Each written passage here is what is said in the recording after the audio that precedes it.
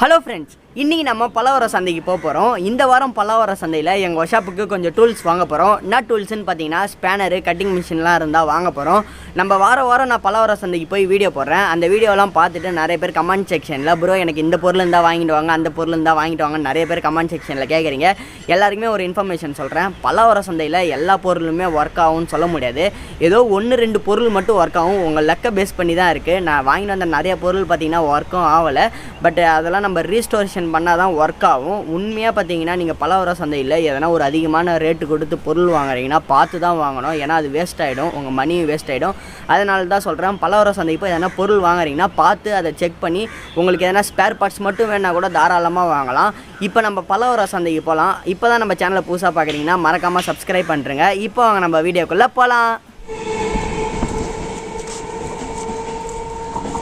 First சந்தையில் போனவொடனே ஒரு கடையில் ஒரு ஐஃபோன் இருந்தது. அந்த ஐஃபோன் எடுத்து பார்த்தேன். எந்தவித டேமேஜும் இல்லை. டிஸ்பிளேவும் நல்லாயிருக்கு, பேனலு எல்லாமே நல்லா இருக்க மாதிரி தான் இருக்குது. ஒர்க் ஆகுமான்னு தெரியல. பட் ஆனால் நாங்கள் போன டைமில் பவர் பேங்க் கொண்டுன்னு போகாதனால இந்த ஃபோனை டெஸ்ட் பண்ண முடியல. சப்போஸ் பவர் பேங்க் கொண்டுன்னு போய் ஆன் ஆச்சுன்னா நம்ம வாங்கியிருந்துருக்கலாம். ஆனால் இந்த ஃபோனோட ரேட்டு 600 சொன்னாங்க. நாங்களும் எப்படியாவது 400 கேட்டோம், வாய்ப்பே இல்லைன்ட்டாங்க. அடுத்த கடையில் பார்த்தீங்கன்னா ஒரு PS2 இருந்தது. இந்த PS2ஓட ரேட்டை கேட்டோம், 1500 சொன்னாங்க. ஆனால் அடாப்டரு, ஜாய்ஸ்டிக்கு, மெமரி கார்டு எதுவுமே கிடையாது. வெறும் PS2 மட்டும் 1500 சொன்னாங்க. அடுத்த கடையில் பார்த்தீங்கன்னா ஆப்பிளுக்கான 10 வாட் சார்ஜர் ஒன்று பார்த்தேன். இந்த சார்ஜர் எடுத்து பார்த்தேன், எல்லாமே நல்லா இருக்குது. ரேட்டை கேட்டேன், 70 சொன்னார். சரின்னு சொல்லிட்டு இந்த அடாப்டரை 70 கொடுத்து வாங்கிட்டேன். என் கூட ஒரு அண்ணன் வந்திருந்தார். அந்த அண்ணனுக்கு பார்த்தீங்கன்னா கேமரா வாங்கணும்னு வந்தார். அதனால் ஒரு கடையில் செட்டாக 4 கேமரா இருந்தது.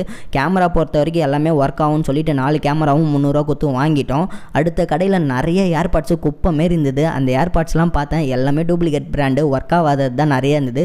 சரி நல்ல பிராண்டு எதனா இருக்கான்னு பார்த்தேன், எதுவுமே இல்லை. எல்லாம் காலையிலே நிறைய பேர் வாங்கிட்டு போயிட்டாங்கன்னு சொன்னாங்க. பட் ஆனால் இதோட ரேட்லாம் கேட்டால் 300-200 சொன்னாங்க. சரின்னு பார்த்துட்டு அதே கடையில் பார்த்தீங்கன்னா இல்லாத பொருள் இல்லை. கேமரா, அடாப்டரு, சார்ஜரு, ரவுட்ரு எல்லாமே பார்த்தீங்கன்னா நிறைய இருந்தது. சரின்ட்டு அந்த கடையை சும்மா சுற்றி பார்த்துட்டு அடுத்த கடைக்கு போயிட்டேன். இந்த கடையில் நிறைய ஃபோன் இருந்தது. பட் ஆனால் எல்லாமே ஓல்டு மாடல், புது மாடல்லாம் எதுவுமே இல்லை. எங்கள் வீட்டில் ஓல்டு மாடல் ஒரு டிஸ்பிளே உடஞ்சிருந்தது எம்ஐ ஃபோனுக்கு.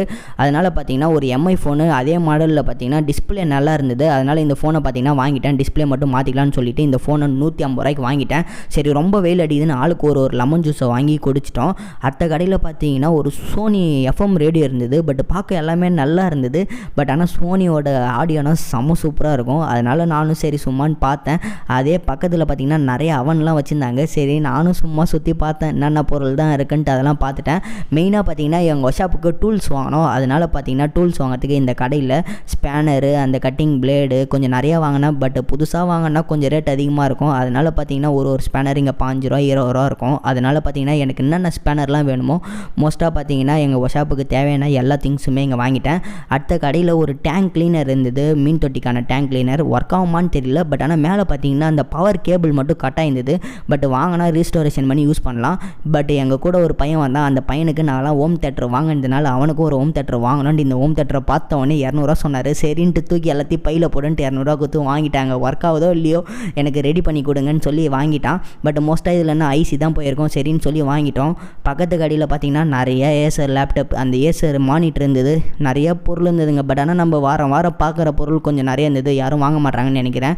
பட் ஒரு கடையில் நம்மளுக்கு மெயினாக USB ஹப் வேணும். அதனால் பார்த்தீங்கன்னா இந்த USB ஹப் 50 ரூபா சொன்னாங்க. ஒரு 30 ரூபா எப்படியோ பேசி அதை வாங்கிட்டாங்க.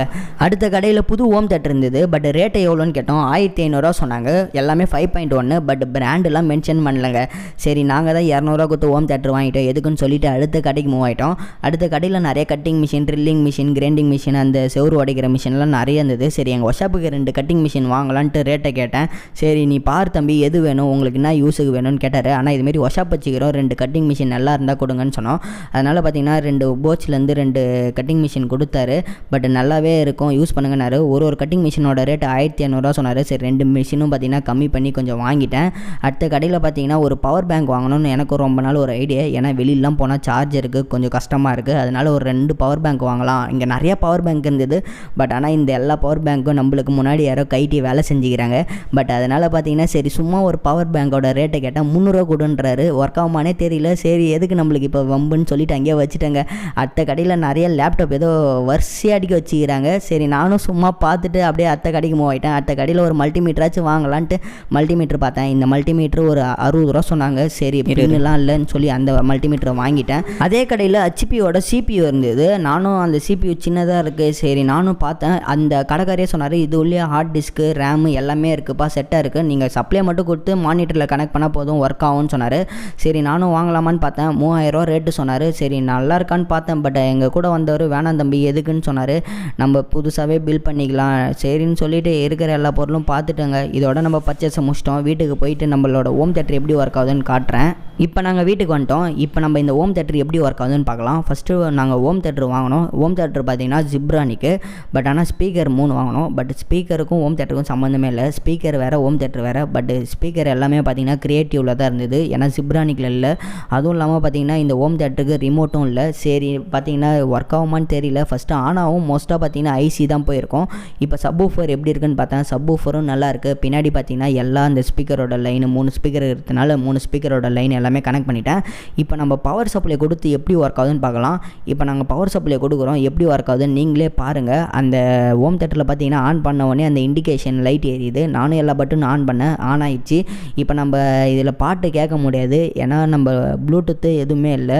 நம்ம மோஸ்ட்டாக பார்த்தீங்கன்னா USB போகிற டைப் மட்டும்தான் இருக்குது. அதனால் பார்த்தீங்கன்னா பென்ட்ரைவில் மட்டும்தான் பாட்டு போட முடியும். அதனால் பார்த்தீங்கன்னா நானும் எங்கள் வீட்டில் இருக்க பென்ட்ரைவில் பாட்டு எடுத்து கனெக்ட் பண்ணேன். USB போர்டு எல்லாமே ஆப்ஷன் காட்டிச்சு. சரி ஃபுல் சவுண்டு வைக்கும், நம்மளுக்கு எதனா ஐசி ஃபால்ட்டாக என்ன ஃபால்ட்டுன்னு தெரியல.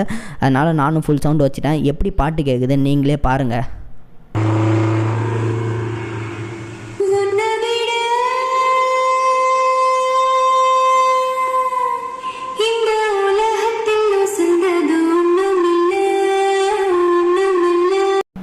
ரொம்ப நேரம் போட்டால் காப்பி ரைட்டு கொடுத்துருவாங்க, அதனால் பார்த்தீங்கன்னா பாஸ் பண்ணியாச்சு. இப்போ நம்ம ஹோம் தேட்டர் எல்லாமே ஒர்க் ஆகுது. நானும் பார்த்தீங்கன்னா எல்லா ஸ்பீக்கரும் டெஸ்ட் பண்ணிட்டேன், எல்லா லைனுமே ஒர்க் ஆகுது. பட் ஆனால் சப்பு மட்டும் கொஞ்சம் கம்மியாக இருக்குது, அதோட ஐசி மட்டும் மாற்றினா நல்லாயிருக்கும். நம்ம 3 தடவை பார்த்தீங்கன்னா பலவரத்துலேருந்து ஹோம் தேட்டர் வாங்கினோம், நல்லாவே ஒர்க் ஆகுது. இந்த வீடியோ எப்படி இருந்து மறக்காமல் கமெண்ட் செக்ஷனில் கமெண்ட் பண்ணுங்கள். நெக்ஸ்ட் வீடியோவில் பார்க்கலாம். பாய்.